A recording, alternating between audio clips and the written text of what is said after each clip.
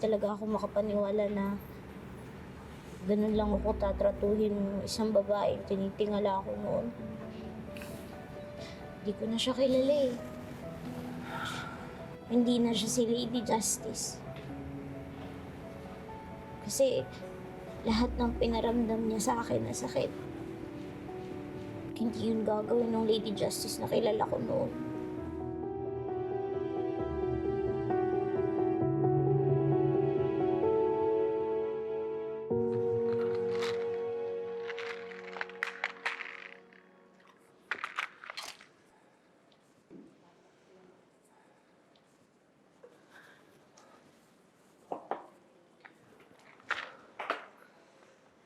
Mati, I'm really sorry sa incident kanina. And I hope that you're not buying to any of Lilette's nonsense earlier. Clara, please. Not now. Hindi ko pa nga nasabi sa kanya yung nalaman ko kahapon. Kasi nagkagulo na nga, di ba? So please. I know na kasalanan ko yung kaguluhan kanina. But Mati, yun pa rin yung desisyon ko eh. I cannot accept Lilette as my sister. We still don't know if Lilette is really Lily. The only way we can tell the truth is through a DNA test. What? No! Let's just keep things the way they are.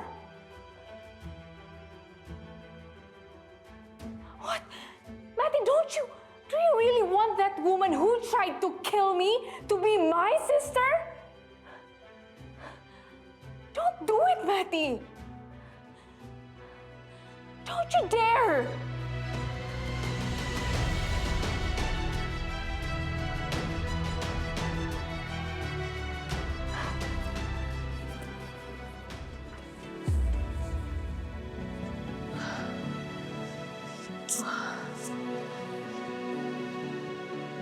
You still need to know the truth, Mer. So go. Do what you have to do. I'm here for you.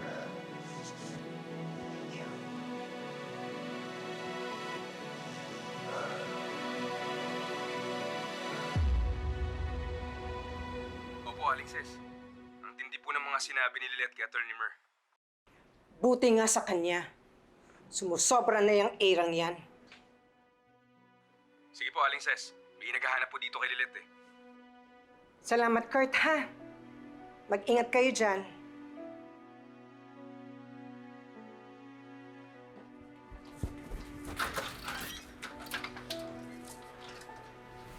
Ate Sis. Wala eh. Bakit parang tensyonado ka?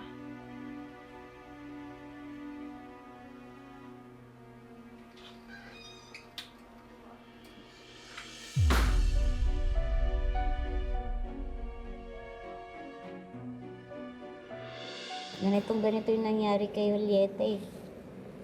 Sinong Julieta? Si Julieta yung sa Hiling ng Puso, si Star Valencia. Mula sa isang malaking mansyon, napunta siya sa isang maliit na community.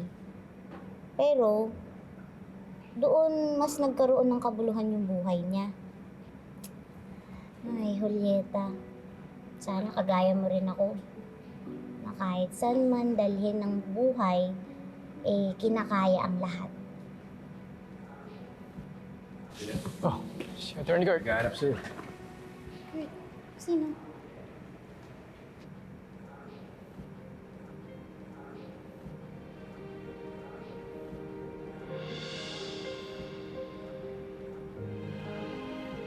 Ang babaeng kaharap mo ang magpapabagsak sa'yo. Ako, si Juliana.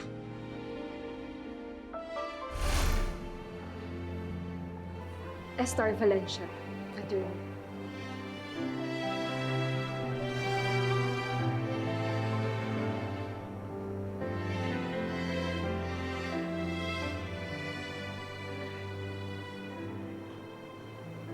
Pwede pa yakap?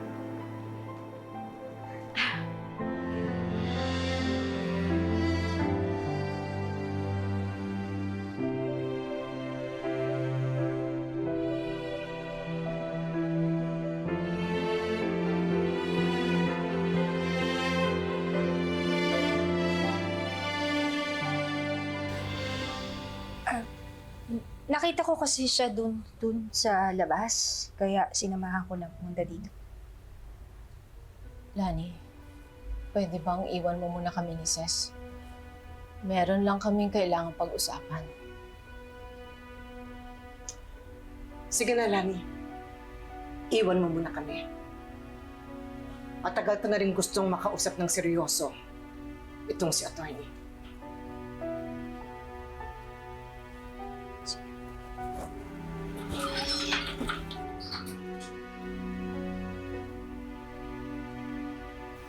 Alam mo, attorney, wala naman akong alam masyado sa batas. Simple lang naman dapat talaga.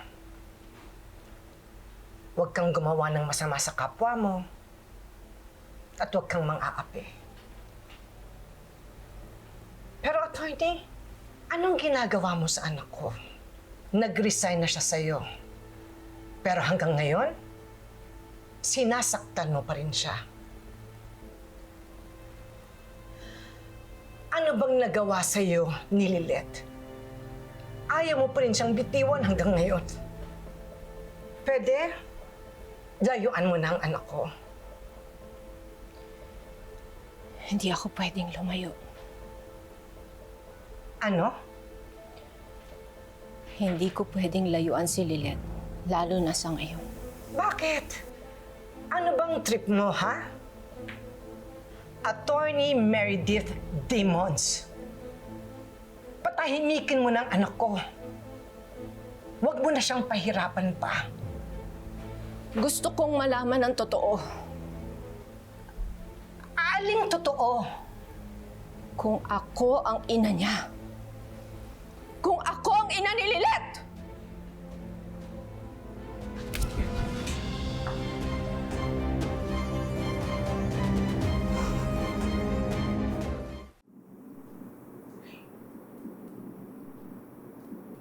Are you okay, attorney? Ikaw nga talaga yan, no? Hindi nga pa naginip. Sorry sorry talaga. Hindi ko kasi talaga na-imagine na magiging ganito yung nararamdaman ko pag nakita ko yung idol ko. Akala ko, titili ako, magwawala o baka may matay pa nga eh. Pero, nung nakita kasi kita kanina, parang may pinadalang sagot yung langit.